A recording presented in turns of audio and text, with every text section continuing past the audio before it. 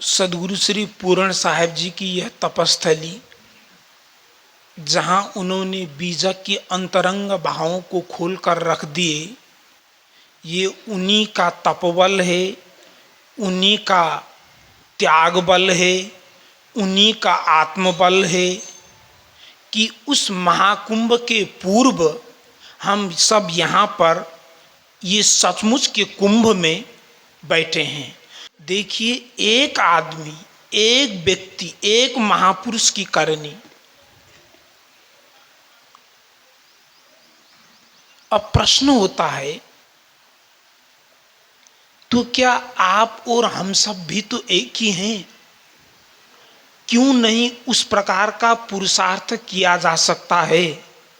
इस पर थोड़ा सा चिंतन करते हैं।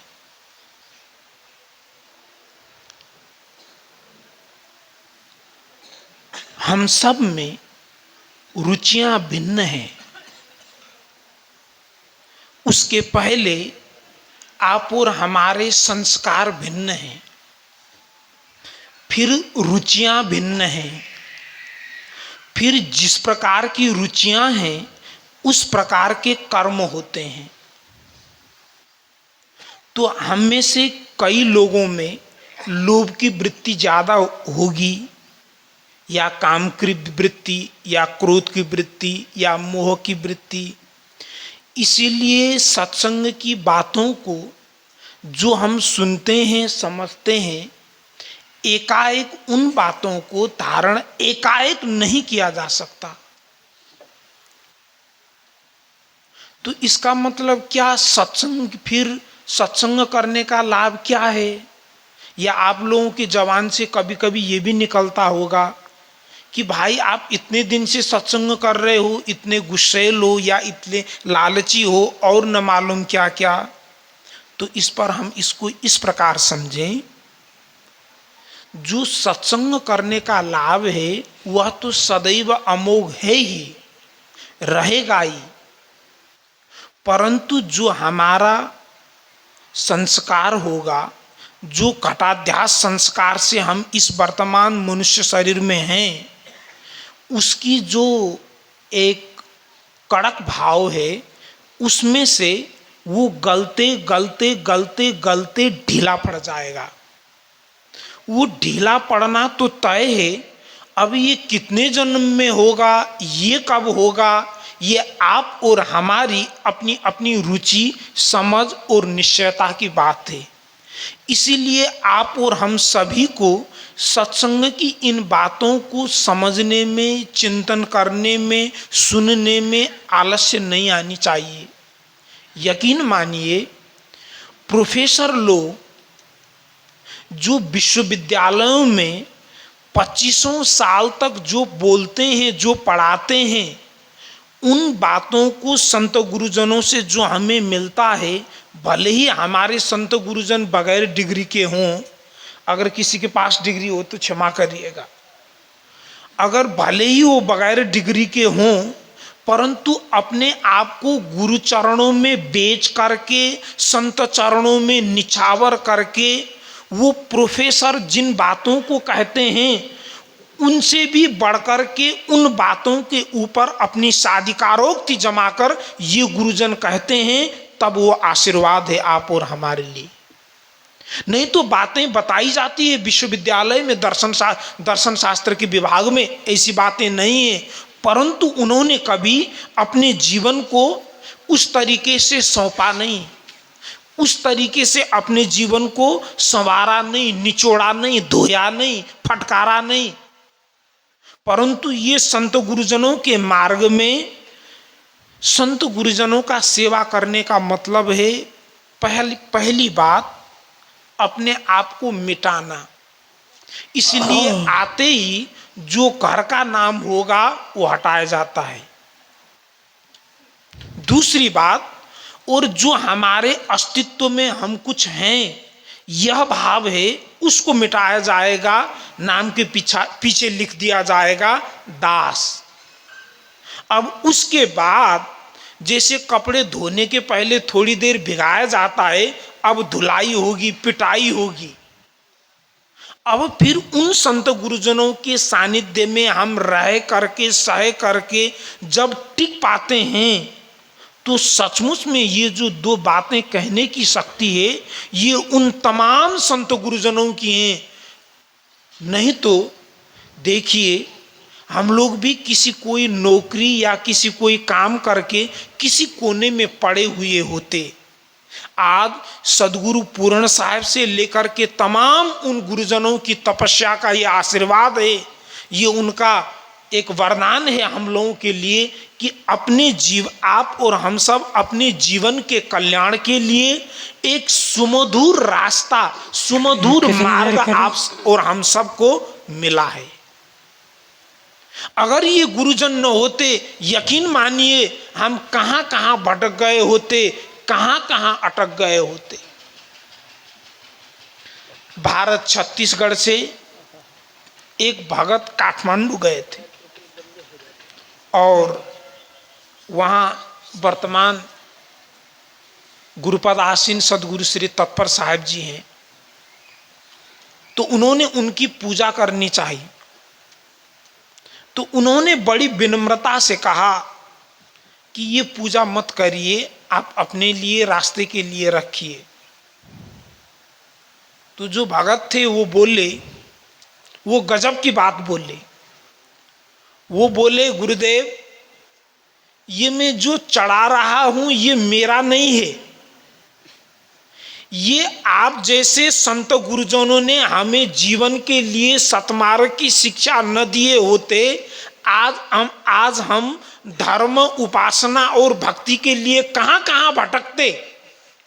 ये उन्हीं संत गुरुजनों के आशीर्वाद है कि हम कहीं भटके हुए नहीं हैं, इसलिए हमारा भटकाव बंद हो, यूं ही भक्ति लगी रहे, ये आप ही की चीज है। ये कहकर उन्होंने समर्पित की। ये होती है श्रद्धा और निष्ठा की बात। तो ये जो बातें हम सुनते हैं तो सहसा एकाएक आत्मसात करने में मुश्किल जरूर होती है, क्योंकि कोई उग्र हो सकते हैं, कोई मुलायम हो सकते हैं, कोई मीठे हो सकते हैं, कोई थोड़े से कड़वे भी हो सकते हैं। तो इस मामलों को किस प्रकार से हम समझें, जरा देखें। हम जहां भी रहेंगे कुछ कड़वाहट मिलना तय है, या रम्मत भी करते रहें तो भी मिलेगा। क्यों मिलेगा? क्योंकि कुछ कड़वाहटों से गुजरना हमारे प्रारब्ध भोग के हिस्से में है। और जिन जिन व्यक्तियों के प्रति, जिन जिन लोगों के प्रति हमारी असंतुष्ट और कड़वाहट वाली जो धारणा है, वो प्रारब्ध भोग से गुजरने के लिए वो कठिनता से कठिनता के रूप से उभर करके आती है। परंतु वाकई में जो लोग हमें बुरे या कड़वे लग रहे हैं, यकीन मानिए वो लोग उतने बुरे और कड़वे नहीं हैं। अब ये कड़वे लोग बहू, बेटी, सास, दामाद, पुत्र, पुत्री, नाती, पोता, रिश्तेदार, पड़ोसी, गुरु भाई और भी कुछ जोड़ लीजिए, तो ये रूप में आएंगे। तो ये क्या है? हमारे प्रारब्ध दोष के कारण से हमारे बुरे कर्मों के भुगतान के लिए ये लोग मिले हैं। इसलिए सदगुरु राम रहस साहब ने फेर परा नहीं तत्व में, नहीं इंद्रिन के माई, फेर परा कुछ बूझ में, सो निर्वारे नाई। एक ज्ञानी पुरुष, एक साधक व्यक्ति की स्थिति और एक सामान्य व्यक्ति की जो एक धारणा है, एक स्थिति है, उसका चिंतन करते हुए उन्होंने कहा कि मूलतः तत्वों में कोई अंतर नहीं। जो भी ज्ञानी होंगे, समझदार होंगे, उन सभी के शरीर में 5 तत्व ही प्रकृति है, 6 नहीं है कि इसलिए वो ज्ञानी है या शांत है या विषम परिस्थिति में भी अपने आप को संभाल सकते हैं। आत्मनियंत्रण की भावना जिसमें प्रबल हो तो उसमें 6 तत्व नहीं होते, 5 ही होते। या कर्मेंद्रिय और ज्ञानेंद्रियां भी वही हैं, अलग नहीं है, परंतु अलग है तो क्या है, फिर परा कुछ बूझ में सो निर्वार्यो नाई। अंतर यह पड़ गया, जो सदगुरु संतजनों के भक्ति से विमुख, सद्ज्ञान से रहित लोग होंगे, थोड़े से विपरीत परिस्थिति के लोग जब मिल जाएंगे तो बुरी तरह चिढ़ जाएंगे, वो चटक जाएंगे, फिर भटक भी जाएंगे। परंतु जिन्हें समझदारी है कि जीवन की जो विषमताएं हैं वो हमारे प्रारब्ध का हिस्सा है। क्यों? क्योंकि हमारे जीवन में जितने भी संबंध बनते हैं लगभग 2 संबंध ही बनते हैं। एक हमने चाह करके बनाया, एक हमने न चाहते हुए बन गए। ये दूसरे संबंध से छोड़ करके तीसरा नहीं है। जैसे आपने चाहा तो आपने शादी कर ली, ये चाह करके। आपने नौकरी की, ये मेरा बॉस होगा, मैं इसके अंडर काम करूंगा। न चाहते हुए आपको भाई मिल गए, बड़े छोटे जो भी हों, ये चाहा नहीं, किसी ने प्लान नहीं की। न चाहते हुए आप और हम सबको माता पिता मिल गए, न चाहते हुए पड़ोसी मिल गए। जब ये सब न चाहते हुए इतना हो रहा है तो जो भी हमारी जीवन की विषमताएं होंगी या विषम परिस्थितियां होंगी, उनको अगर हम गुरु ज्ञान की दृष्टिकोण से समझ पाते हैं, आत्मसात कर पाते हैं, यकीन मानिए गुरुदेव के मार्ग में, उस ज्ञान के मार्ग में हम आगे बढ़ रहे हैं।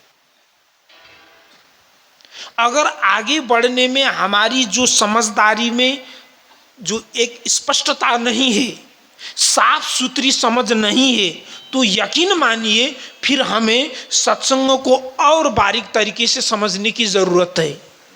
क्योंकि श्रुति का कहना है, श्रवण, मनन और निधिध्यासन 3 मार्ग श्रुति ने बताए, और अपने यहाँ सेवा, स्वाध्याय और सत्संग बतलाया गया। बात एक ही है। लगता है 20 मिनट हो गया, मैं भूल गया। चलिए, आप सबको बहुत बहुत धन्यवाद। मैं भूल गया। मैं इन्हीं शब्दों के साथ अपनी वाणी को पूर्ण विराम देता हूँ। बोलिए सद्गुरुदेव की। साहेब बंदगी, साहेब बंदगी।